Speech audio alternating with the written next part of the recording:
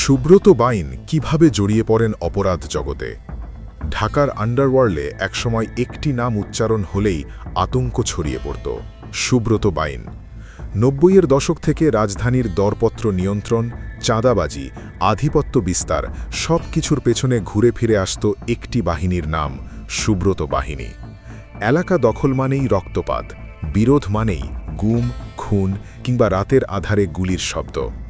আইন শৃঙ্খলা রক্ষাকারী বাহিনীর ভাষ্য অনুযায়ী এসব আধিপত্য বিস্তারের লড়াইয়ে অসংখ্য প্রাণ ঝরেছে, আর সেই রক্তাক্ত পথ ধরেই বারবার কারাগারে গেছেন সুব্রত বাইন।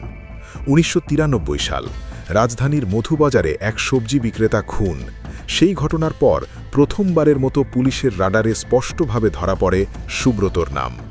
এরপর মগবাজারের বিশাল সেন্টার নির্মাণকে ঘিরে চাঁদাবাজির অভিযোগ, আবারও সামনে আসে তার পরিচয়।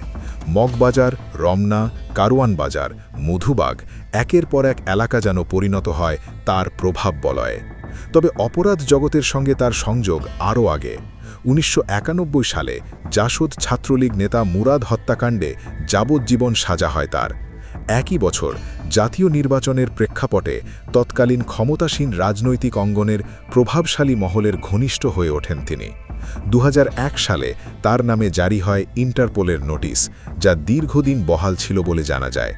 এরপর সীমান্ত পেরিয়ে কলকাতায় আশ্রয়।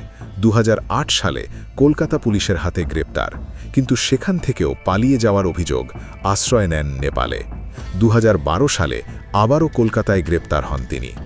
ত্রিমাতি সুব্রত বাইন, ঢাকার মগবাজারের বাসিন্দা। কলেজে ওঠার পরই শুরু তার অন্ধকার জগতে প্রবেশ।